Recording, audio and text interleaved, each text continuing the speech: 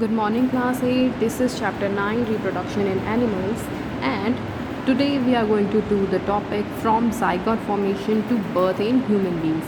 See what happens. Human body में reproduction is the process to create a new individual or a new offspring. Reproduction में एक process आती है that is known as fertilization. What is fertilization? It is the fusion of male and female gametes to form a zygote. Zygote is the first step to create a new individual or to create a new offspring. That first step is known as zygote. जब fusion हो जाता है mail और female gamete का, तो जो first step होता है, जो फर्स्ट प्रोडक्ट जो वो बनता है, that is called zygote. So in this class we will read कि जो zygote से जो पूरा बेबी जब उसकी पूरी फॉर्मेशन हो जाती है, वो पूरे अच्छे तरीके से डेवलप हो जाता है, उसके हैंड्स, उसके लेग, हेयर, आईब्रो, आईलिड्स, सब कुछ जब डेवलप हो जाती है, तो वो उसके बाद उसका बर्थ होता है. वो सारी प्रोसेसेस हम आज की क्लास में करेंगे. So let's just start it. Let's just discuss the changes occurring right from the formation of zygote to child birth in human beings. अब हम इसमें क्या क्या पढ़ेंगे? The formation of zygote to child birth in human beings. Here is the formation of zygote during sexual intercourse or the act of mating, यानी कि जब mail और फीमेल गैमेट जब मिलते हैं. The male's penis discharges the semen into the vaginal opening.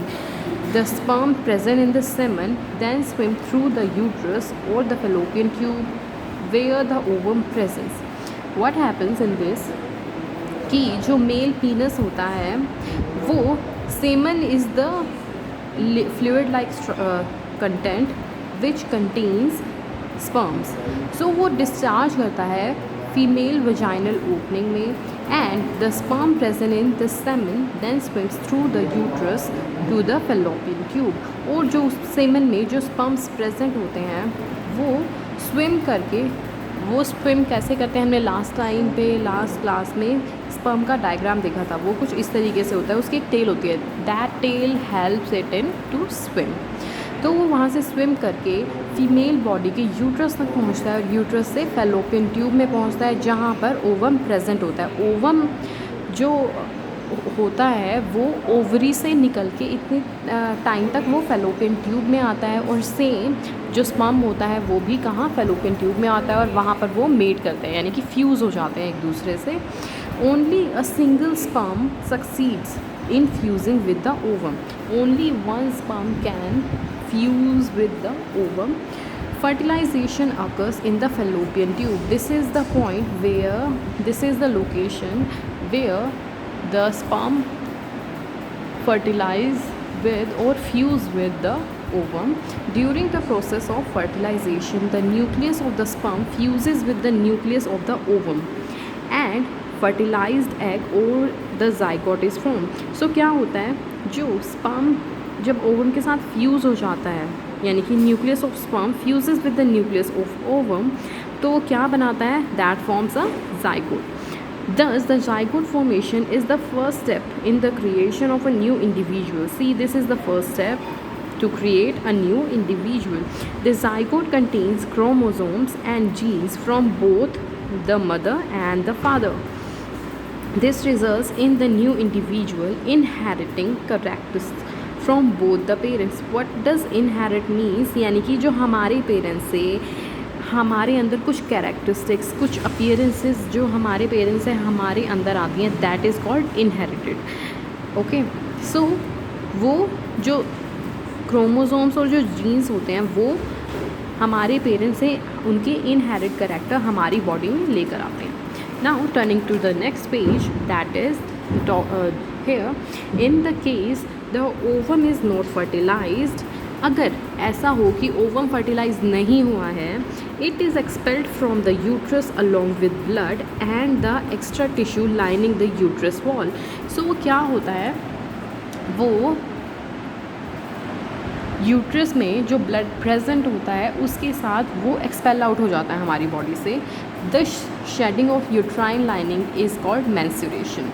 और uterine lining की ये शेडिंग, वो जब ब्लड के साथ जब वो निकल जाता है हमारी बॉडी से, that moment is known as menstruation.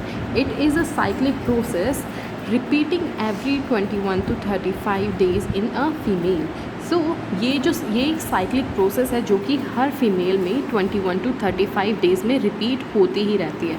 Let me explain what is menstruation. Menstruation हमारी बॉडी के जब जो सेल्स होते हैं, जब ओवरी होती है, ओवरी जब रप्चर हो जाती है, यानी कि जब वो किसी भी स्पर्म के साथ फ्यूज़ नहीं हो पाती तो वो रप्चर हो जाती है और उसकी वजह से ब्लीडिंग शुरू हो जाती है. That shedding of uterine lining is known as menstruation. Now moving to the next topic, that is development of the embryo. After fertilisation the zygote moves down the fallopian tube towards the uterus. तो जब fertilisation हो जाता है, अब यहाँ पर वो वाला केस है जब फर्टिलाइजेशन हो चुका है, यानी कि मेल और फीमेल गैमेट फ्यूज़ हो चुके हैं. So after fertilization, the zygote moves down to the fallopian tube towards the uterus, because uterus is the point where the zygote gets implanted within the wall of uterus and grows there. So as it moves, it divides and redivides. वो divide होता रहता है through the process of cell division. एक cell division की process के through वो divide होता रहता है, यानी कि जो सेल्स हैं वो डिवाइड आपस में होते रहते हैं to form a ball of cells. और वो एक सेल्स की एक बॉल बना लेता है, यानी कि अगर एक सेल है तो वो अब दो में डिवाइड हो जाएगा और फिर वो ऐसे कर कर के डिवाइड होता रहता है और वो इस टाइप से एक पूरी एक बॉल बना लेते हैं और इसमें काफ़ी सारे सेल्स एक साथ प्रेजेंट होते हैं. So the developing structure is called embryo. और ज़ाइगोट के बाद जो सेकंड स्ट्रक्चर आता है, यानी कि जब वो डेवलप होना शुरू हो जाता है, जब हाथ पैर बनने शुरू हो जाते हैं एक बेबी के, that stage is known as embryo. The embryo embeds itself in the wall of the uterus, which has become thick and spongy in preparation to receive it.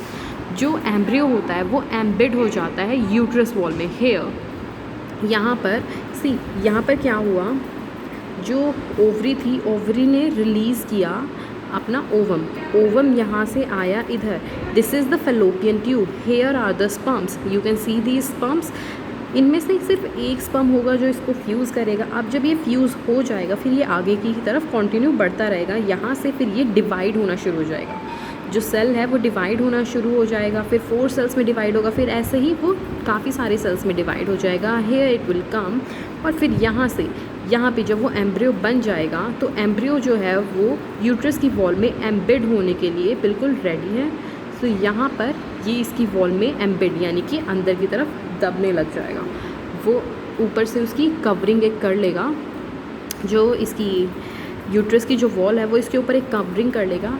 And that covering, that wall has become very thick. वो काफ़ी thick हो जाएगी. वो क्यों thick हो जाएगी? Because वो उस टाइम पे वहाँ पर उसको जो बेबी है या फिर we can call it embryo, उसको प्रोटेक्ट करने के लिए, ताकि अगर कभी भी जैसे हम कोई भी काम करते रहते हैं तो बेबी को उससे कोई प्रॉब्लम ना हो, एम्ब्रियो को उससे कोई प्रॉब्लम ना हो, उसके लिए जो वॉल है वो काफ़ी थिक हो जाती है और स्पंजी हो जाती है in preparation to receive it.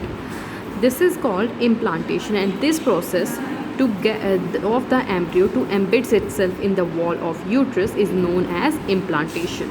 यानी कि जब जो एम्ब्रियो है वो यूट्रस की वॉल में एम्बेड हो जाता है, that process is known as implantation. Here the embryo continues its development, the cell from specific groups, each of which develops into various organs. First is limb, muscles and tissue. So अब जब वो वहाँ पर implant हो जाता है तो उसके जो सेल है वो अपने काफ़ी सारे ऑर्गन्स बनाने शुरू कर देता है. फॉर एग्ज़ाम्पल लिम्स यानी कि हाथ पैर बनने लग जाते हैं, मसल्स बनने लग जाते हैं और बाकी के टिश्यूज़ बनने लग जाते हैं.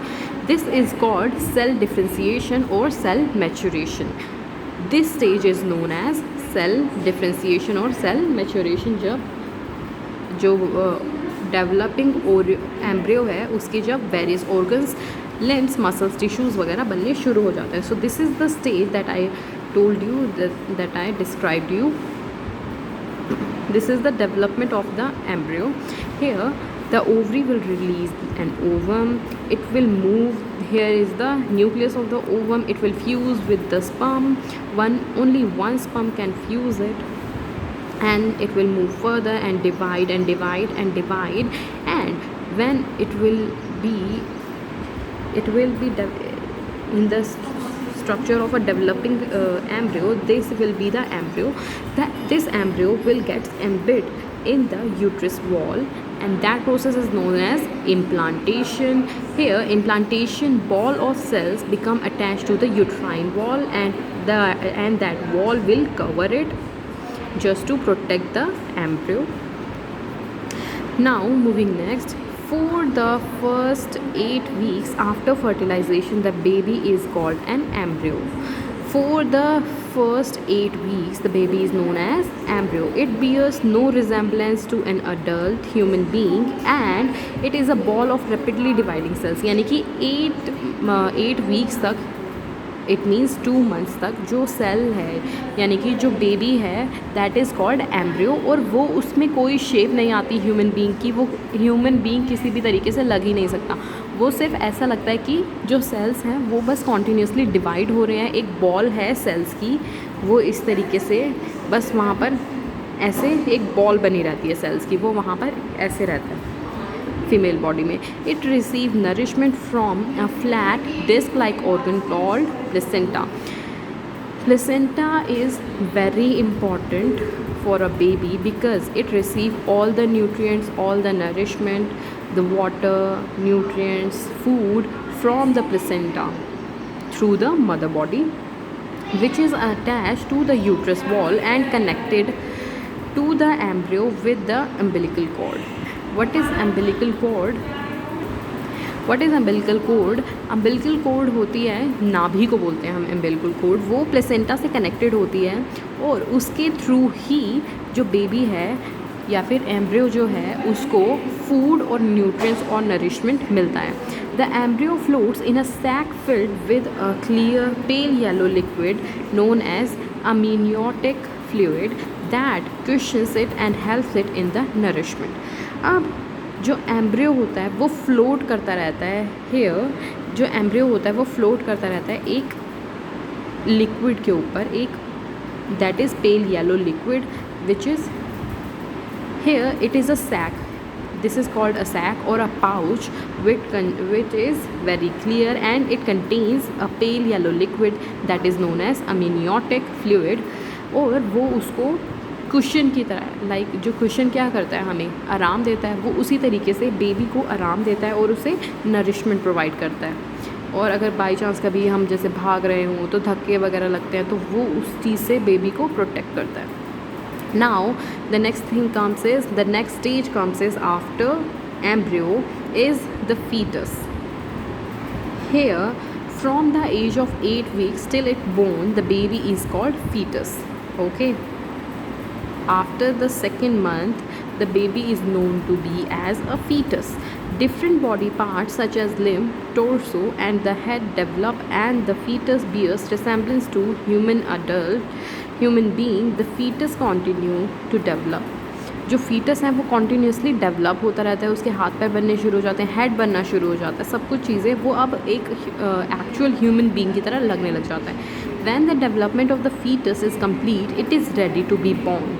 जब फीटस की डेवलपमेंट जो है वो कंप्लीट हो जाती है, फिर वो जन्म लेने के लिए बिल्कुल रेडी होता है. Usually after a period of 36 to 38 weeks, और वो 36 to 38 वीक्स के बाद उसका बर्थ होता है. This is the duration known as gestation. This is the gestation period, or more informally pregnancy. We call it pregnancy or the gestation period, in which the fetus develops completely and is ready to be born. Now the birth. During childbirth, also the labor, the uterus contracts and the baby is gradually pushed out with each contraction. जब labour शुरू होता है, labour is the pain which indicates that the baby is about to be born. Then the uterus contracts. जो uterus होता है वो contract होने लग जाता है, और वो कॉन्ट्रैक्ट होता है और वो बेबी को पुश करता है बाहर की साइड, ताकि वो फीमेल बॉडी से बाहर निकले ताकि उसका बर्थ हो सके। The cervix and the vagina expand becomes flexible to allow the baby to exit the body easily. और जो सर्विक्स होते हैं और वजाइना होते हैं वो काफ़ी ज़्यादा उस टाइम पे फ्लेक्सिबल हो जाते हैं और एक्सपेंड हो जाते हैं ताकि बेबी का बर्थ ईजिली हो सके। सो this is how a baby is born.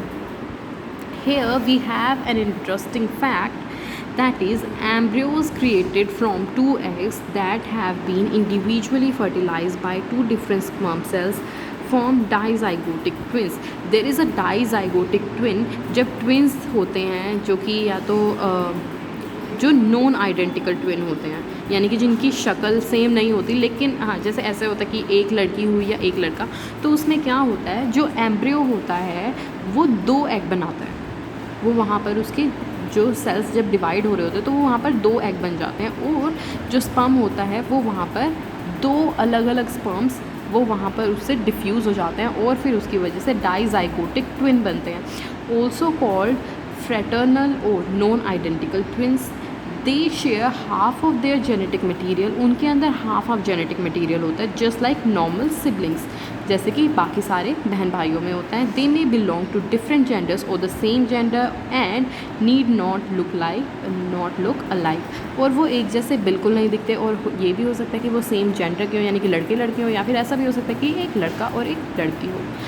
Now the second thing is monozygotic twins और द आइडेंटिकल ट्विंस, यानी कि जिनकी शक्लें बिल्कुल एक जैसी होती हैं, those are known as monozygotic twin. They identical twin are conceived when a single egg fertilized by a single sperm split into two।